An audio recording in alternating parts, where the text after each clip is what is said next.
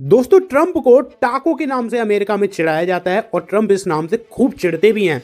ऐसा इसलिए क्योंकि टाको का मतलब होता है ट्रंप ऑलवेज चिकन आउट, मतलब ट्रंप हमेशा अपनी बात से यू टर्न ले लेते हैं। जो फैसला उन्होंने आज तक लिया है मुश्किल से 4 महीने नहीं टिकता और फिर वो अपनी जुबान से ऐसा पलटते हैं जैसे उन्होंने वो बात तो कभी जिंदगी में बोली ही ना हो। और इस बार भी फिर से ऐसा ही हो रहा है, यानी कि दुनिया का इस समय सबसे ज्यादा चर्चित मुद्दा है ग्रीनलैंड और ट्रंप, यानी कि ट्रंप का ग्रीनलैंड का कब्जा करने का सपना। लेकिन जैसा कि मैंने आपको कल की वीडियो में बोला था कि आज मैं डिस्कस करूंगा वर्ल्ड इकोनॉमिक फोरम की बात है, और आज सच में इतनी बड़ी अपडेट निकल कर आ गई जो कि मैं आपके साथ इस वीडियो में शेयर कर रहा हूं। जब तक आप चैनल को सब्सक्राइब कर लीजिए और वीडियो को लाइक कर दीजिएगा। देखो, कल था स्विट्जरलैंड में वर्ल्ड इकोनॉमिक फोरम, जहां पर ट्रंप की स्पीच को बहुत ज्यादा हाईलाइट किया जा रहा था।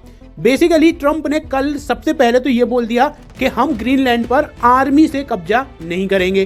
तो ये एक सबसे बड़ा उलटफेर हुआ, जबकि चांसेस थे कि पूरी तरीके से ये बात होगी कि कैसे ग्रीनलैंड को अपनाने की स्ट्रेटेजी शायद ये शेयर करें।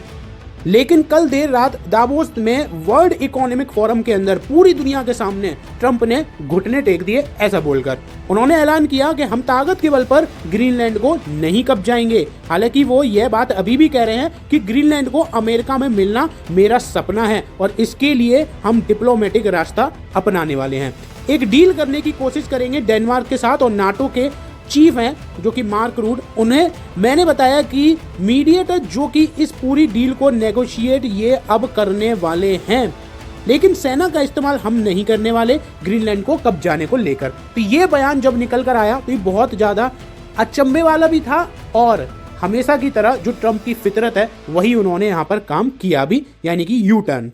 लेकिन आज की एक और खबर मैं आपको बता दूं जिसमें भी पूरी तरीके से लग रहा है कि ट्रंप ने ईयू यानी कि यूरोपियन यूनियंस के सामने भी घुटने टेक दिए हैं। ट्रंप ने ट्रुथ सोशल पर आज अगर आप देखोगे तो पोस्ट किया है जिसमें लिखा है कि जो एक्स्ट्रा टैरिफ लगने वाले थे 1 फरवरी को यूरोपियन यूनियन पर, वो अब नहीं लगेंगे।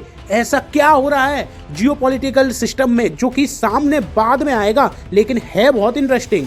लेकिन क्या आपने एक चीज सोची है कि आखिर यहाँ पर ट्रंप ग्रीनलैंड के पीछे क्यों पड़े हुए हैं? इसका उनको क्या फायदा मिलने वाला है? देखो, 2 फायदे मैं आपको बताता हूँ। सबसे पहला फायदा तो देखो, वो अपने आर्मी पोस्ट वगैरह ये सारे वहां पे तैनात कर देंगे। इससे जो ओवरऑल पावर है अमेरिका की वो और बढ़ जाएगी, और हाँ, सच में थोड़ी सी सिक्योरिटी और बढ़ सकती है यूएसए का ऐसे करने से। लेकिन दूसरी बात जो सबसे बड़ी है वो ये है कि ग्रीनलैंड की जमीन में दबे हैं बहुत बड़े बड़े खजाने, यानी कि रेयर अर्थ मिनरल्स मटेरियल्स हैं, जिसे अमेरिका कहता है कि 3 से लेकर 5 ट्रिलियन डॉलर का खजाना दबा हुआ है।